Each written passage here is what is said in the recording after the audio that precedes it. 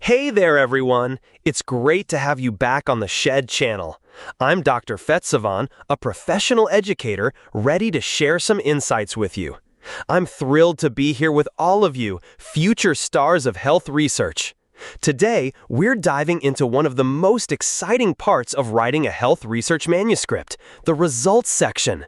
This is where your data comes to life and tells the story of what you've discovered. Don't worry if it feels daunting. We're going to break it down together, step by step, in a way that's clear and approachable.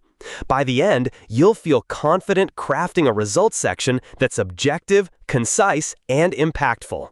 Ready? Let's get started. Here's what we'll cover today. First, we'll understand the purpose and structure of the results section. Next, we'll explore key principles for writing results that are clear and professional. And finally, we'll talk about practical tips to make your results shine, with a chance to practice later. Think of this as your roadmap to presenting your findings in a way that grabs attention and communicates your science effectively. The results section is the heart of your manuscript. It's where you share what you found, purely and simply, without diving into why or what it means. Imagine you're telling a friend, "Here's what my study showed." You're not explaining why yet, you're just laying out the facts. The goal is to present your findings in a logical, organized, and objective way.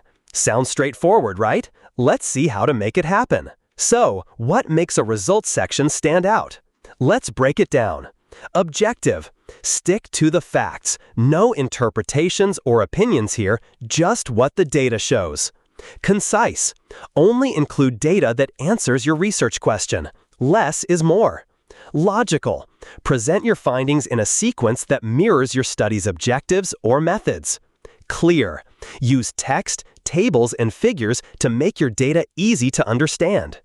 These characteristics are your guiding stars, and we'll keep them in mind as we go. Here's the recipe for success. Structure. Organize your results to mirror your study's objectives or methods. Content. Focus on the findings that matter most and back them up with stats. Clarity. Use tables and figures to support your text, not replace it. Objectivity. Keep it factual, no sneaking in interpretations. Think of it like building a clear, inviting path for your reader to follow your data. Let's talk about structure. A well-organized results section is like a good story. It flows naturally. Here's how to do it. Follow your objectives or hypotheses. Present your results in the same order as your research questions so readers can easily follow along. Group related findings. Organize by themes, variables, or time points, like baseline versus follow-up data. Use subheadings. Break your section into clear parts, like demographic characteristics or primary outcomes. Start with descriptive data. Introduce your participants first, think age, sex, or health status, before diving into analytical results. This structure keeps your readers engaged and makes your findings easy to follow. Now, let's talk about what goes into the results section. Focus on key findings. Only include results that directly address your research question. Skip the extra stuff. It's tempting, but it dilutes your message. Include statistics. Share p-values, confidence intervals, or effect sizes. For example, the intervention reduced symptoms by 20%, p less than 0.01. Use tables and figures wisely. Tables are great for summarizing numbers, like means or frequencies, while figures, like graphs, show trends or relationships. Make sure they're clear and complement your text, not replace it. Stay objective. Don't explain why results happened, that's for the discussion section. Report all relevant findings. Even non-significant or negative results matter. Be honest and transparent. Let's touch on statistics briefly. Don't worry, we'll keep it friendly. Your choice of statistical test depends on your data. For example, categorical data, like yes or no responses, use a Pearson chi-square test if expected counts are greater than 5, or Fisher's exact test if counts are smaller. While comparing the paired data or dependent population, use McNamara test. Here are the code to perform the analysis using Stata software. Continuous data, like blood pressure. For normally distributed data, use a t-test for comparing two groups and ANOVA for comparing more than two groups. For abnormal distributed data or small samples, use Wilcoxon for two groups comparison and Kruskal-Wallis tests for more than two groups comparison. Tables like the ones in my slides can guide you, and tools like Stata or R can help with the calculations. The key is to report your stats clearly, like mean difference, 10 mHg, 95% CI, 8 to 12, p less than 0.01.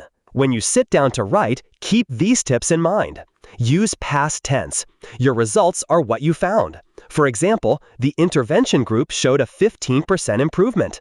Be concise. Skip redundant phrases like, it was found that, just say the finding. Be precise. Include measurements, units, and stats, like blood pressure decreased by 10 mHg, 95% CI, 8 to 12. Avoid jargon. Write for a broad scientific audience so everyone can understand. These small choices make your writing polished and professional. Ready to write? Here's a simple process to follow. Review your data. Identify key findings that align with your objectives. Decide what needs text, tables, or figures. Organize by objectives. Create an outline with subheadings to guide readers. Start with demographics. Describe your participants like, of 200 participants, 60% were female, mean age 45 years, SD 10.2. Present outcomes. Share primary results first, then secondary or subgroup analyses. Reference tables or figures, like see Table 1. Here's your roadmap. Include stats.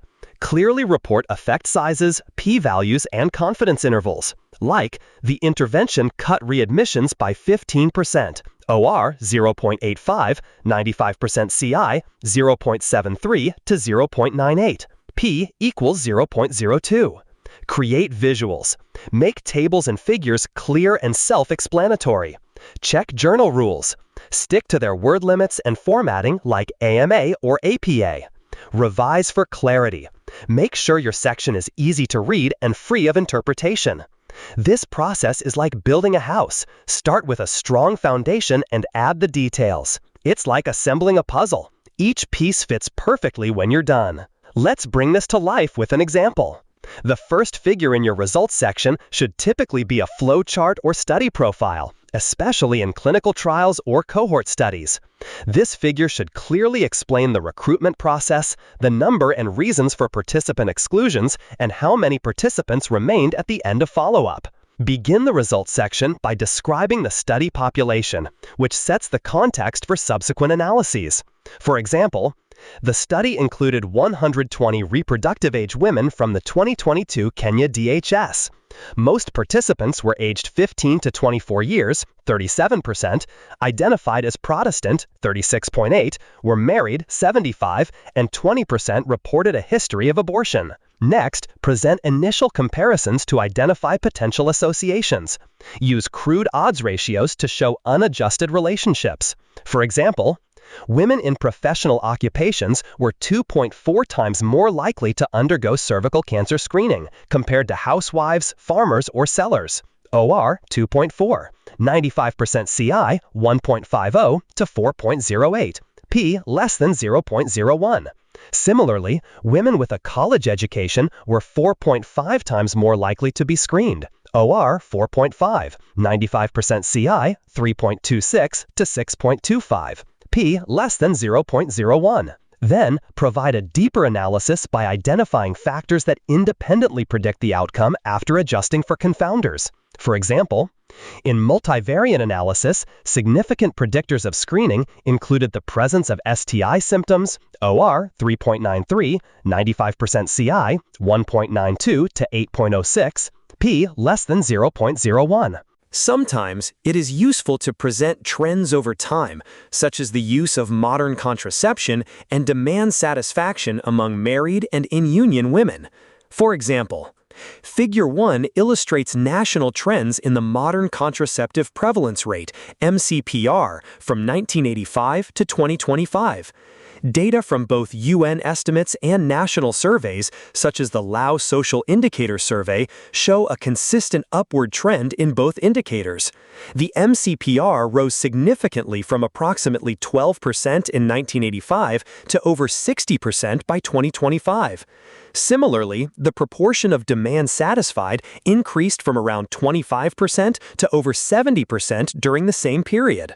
Even the best researchers can stumble, so watch out for these. Adding interpretation. Don't explain why results happened, save that for discussion. Overloading with data. Only include what's relevant to your question.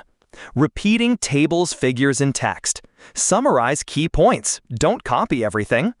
Ignoring non-significant results. Report them. They're part of the story.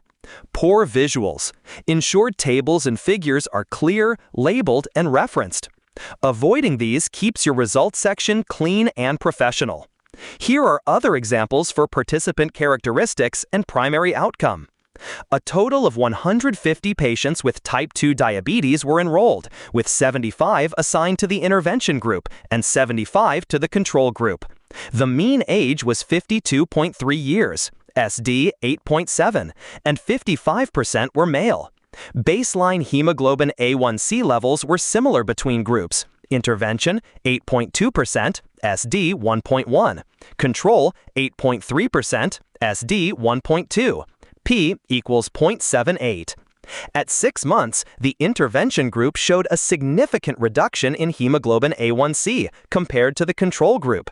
Mean difference minus 0.9%, 95% CI minus 1.2 to minus 0.6. P less than 0.001.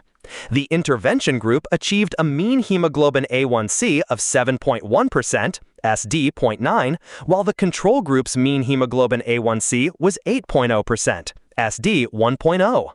Here are some final tips to make your results section shine. Start early. Draft as soon as your data analysis is done. Use software. Tools like SPSS, R, or Excel can create great visuals. Collaborate. Work with statisticians or co-authors to ensure accuracy. Read published papers.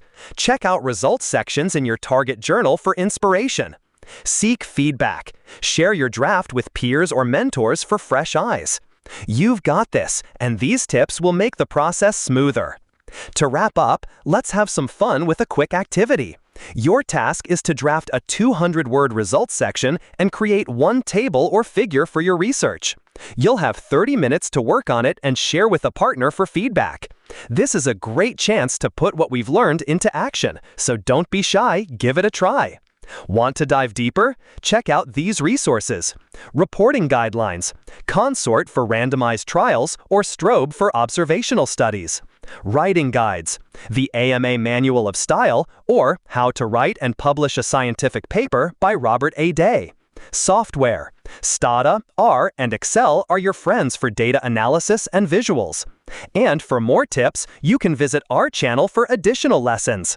You're now equipped to write a results section that's clear, concise, and impactful.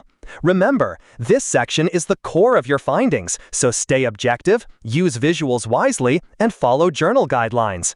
Practice makes perfect, so keep drafting and seeking feedback. I can't wait to see your research shine in published papers. Before we wrap up, I'd love to hear from you. Any questions about writing the results section? Maybe you faced challenges drafting results before. Share your experiences, and let's learn together. Thank you all for being such an engaged group. I'm excited for your research journeys. Don't forget to like, subscribe, and share your thoughts below. Let's keep learning together.